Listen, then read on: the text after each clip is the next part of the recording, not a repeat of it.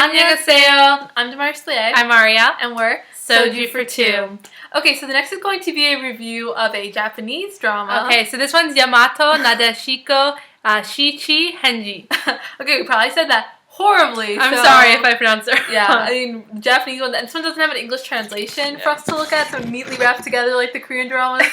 So that's horribly. That's the title, and the main characters. So we have Kamen Ashi Kazuya plays Kohi, Tigoshi Yuja plays Yu Kinjo, Oomeza Ajia plays Sonaka, Yuchi Hiroki plays Aga, and Miya Shantaro plays Ranmaru. Ranmaru.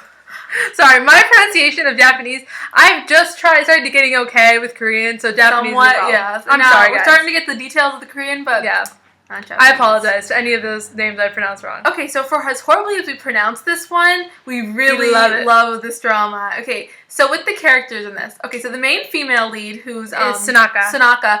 So she's such a strange character. So she's into horror, and they keep saying that, and that's how it gets translated to us. Oh, by the way, we watched this on dramacrazy.net, in case you're looking for it, because it wasn't on any of our other sites we were watching it on, but just so you know.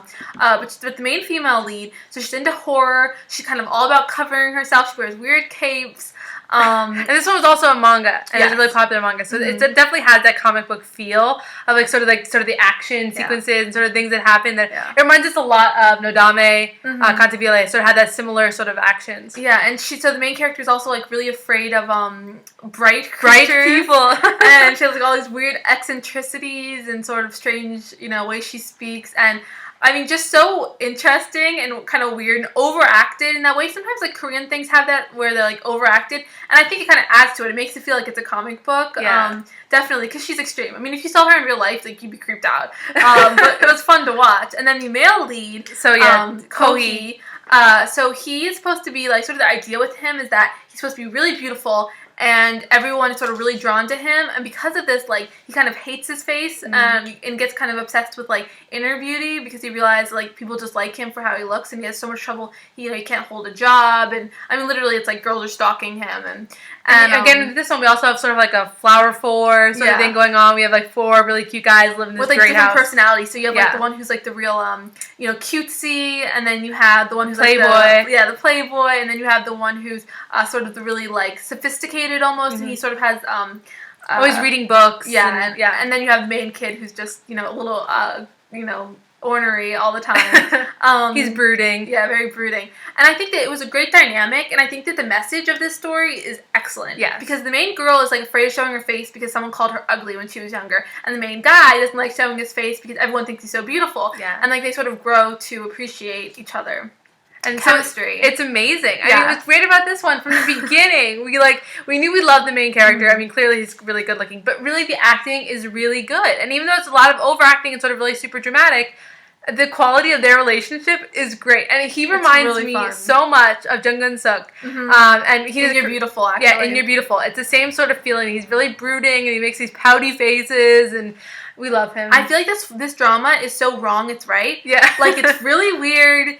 And, I mean, it seems like there's all these strange characters, and I actually want to talk about right here, again, another way this drama is not a Korean drama. Okay, so what are some of the ways we know this drama is not a Korean drama? We have cross-dressing, men cross-dressing as women. Which, like, you don't see. Yeah. We also have guys hitting on guys, like, grabbing their butts, and you really don't see that a lot in Korean drama. Also, we have, like, fetishes. Yes. Yes, like, sexual fetishes, which you're not going to get in Korean dramas very much. So yeah, I mean, it's definitely funny, like, the whole idea of, you can tell this is different, Yeah, the more sexually sort of forward, even though there's not really, like, anything sexual happening in this one. Just funny things that are kind of going on. Especially the weird omahe or something. Yeah. Sort of the arranged marriage guy was hilarious. That was a great character. Weird. Really insane. Okay, so love triangle. So basically that's the only love triangle that we really have going on here is between, the 2 main leads and this weird oh my guy. Who's also kind of into weird horror things. What you realize is instead of being into horror, he's into, like, a secret fetish that he doesn't kind of expose until a little wedding too day. late almost. Which is interesting. And I think that with the love triangle here, I mean, we kind of thought that maybe the other 4 boys might end up being, some of them might end up being involved. I thought like a You're Beautiful. Yeah, I thought it was actually going to be the kid who's always reading books. Mm-hmm. I thought he was going to be the one that, but it didn't go that way. No, it didn't go that way. And it's actually kind of interesting because they all sort of banded around her liking You're Beautiful, except not in like a liking her way, more in just a really, you know, a friendship and camaraderie, and that they're all kind of stuck in this house together. And I think that's important. We didn't mention the little boy, but the little boy, it was a great actor. I don't, his name was like Tanaka or something, but something similar to that. I can't really remember. But he was such a good actor too, as this little kid. Yeah, this little kid who's almost like the landlord. Yeah. His mother sort of owns this huge mansion. She's boarding all these beautiful boys, and her niece is the girl. I guess we didn't give that backstory, but and the little boy, he just adds a lot. And I think that he sort of notices everyone's uniqueness, and I don't know, he's a really great character. I mean, I think that this is one of those dramas where like, it's not even, if someone explained to me this drama, I would be like, that sounds so weird. But it's great. But it's really good. Okay, so misunderstanding, mistaken identities. So basically the whole misunderstanding with the two of them, and you know, they're trying to make her a lady. Yeah. Throughout the whole time. That's the goal. To make her a lady. Yeah. And they really realize that that's who she is. And, you know, she's okay just the way she is. And maybe a lady is just end up finding the person she's supposed to be with and not so much, you know, looking like exactly like a lady. And what's interesting, too, is that through certain points in the drama, she does become a lady because of, like, weird, you know, quirky incidences that happen. Eating the princess mushroom. Again, quite like a manga or something. But, you know, and so you get to see her, and she's gorgeous. I mean, I thought she was so pretty, and it's just so that's sort of the interesting parts. But then again, you kind of realize that's not her, and even the main boy who will benefit if she becomes lady kind of starts to realize that he loves her. He loves her the way she is. So we like those kind of stories. We do. Bad guy turned good. So clearly, he makes the classic Junggeun Suk, I'd say, transition. I mean, I think he's just a bad guy because people kind of always judge him from how he looks. Or they're so nice to him that they forget that he's like a person. He's just like a face. Yeah, and I think he's like, you know, he's sort of really sensitive when he's around people because of that fact. Yes, and he has a beautiful face. He doesn't trust people. So piggyback ride? No piggyback ride in this one. There's a lot of headbutts because when she sees him, she always says, "Bright!" And then she hits him. And it's funny because, like, they fight a lot. So all these different events occur that, you know, require them to go into fighting many people. And he sort of, his, like, chant to get her to, like, start attacking is calling her ugly, which sounds really horrible, but it kind of... Like, in all the violence, like, if it wasn't, like, something that was clearly, like, you know, something from a manga, like, we would think, like, oh, this is so weird, we don't like this violence.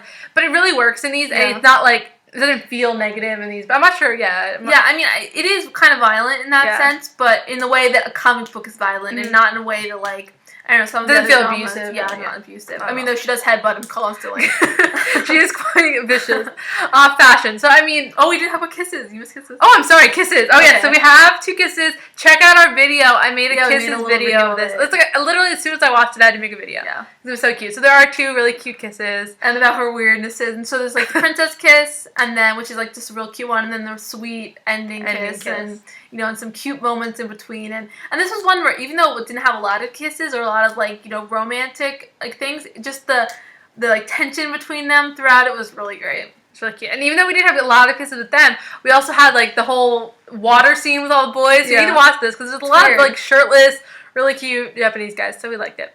Fashion. So, like, some of the male fashion in this was crazy. It's a little, like, Flower boy, but a little more to the extreme than most flower boy that we've seen. And she's in, like, a cloak. Yeah, I mean, she wears, like, this really big cape all the time. And then sometimes they have, like, when they dress her up like a lady, she has, you know, really cool dresses and stuff. And you get to see some, I guess, kimonos when they're, like, in an earlier scene. So some more, like, traditional, you know, I guess, Japanese clothing as well, which is kind of cool to see. It's a little bit different, but the fashion, like, wasn't really noticeable, but not some little bit of crazy except for the completely extreme cape. And actually, the main male lead kind of wears the same thing all the time. Yeah. Like, he's sort of, like, lumberjack jacket and... Which never happens in dramas. You never have them wearing the same... Yeah, I'm pretty sure he does that just because it's, like, a uniform for him. It's like he's not trying to show off how he looks, and... Which makes sense. I mean, that's kind of, he's trying to downplay it. Oh, and I was sad when he cut his hair. Yeah. That made me sad. I love his hair. Music, I don't really remember any big music. No, the main scene when they... Oh, okay, yes, she's right. Okay, so their like intro scene has a really like interesting music video. Music video, so it's not really like the music that's playing through it. Really, it's more of like just music video that they played every time. And I think this is something that might be like a common thing with Japanese things because I've noticed that like they have kind of long intros for the drama and the Taiwanese drama we're watching too has that, which I think is really interesting because it's like a music video that they replay every time. And it actually got kind of catchy. So it's very catchy. And it's sort of like the spooky thing. And, okay, so rating this. I'm going to rate this one so high. I really like this. I would really recommend going to watch it. I think this is a 9.5 piggybacks. I mean, I know that sounds like such a strange drama, but really go see it. I think that if you like romance, if you like funny, quirky, if you like bad guy turned good, I mean, it's all those things like to the extreme. So definitely go check it out. Yeah, I'm going to give it a 9. I mean, I agree that it's really high up there. I just wish there had been a little more romance, but I understand why there wasn't, but that's the only thing that's missing for me. It's really good, though. Okay, thanks, guys. Bye.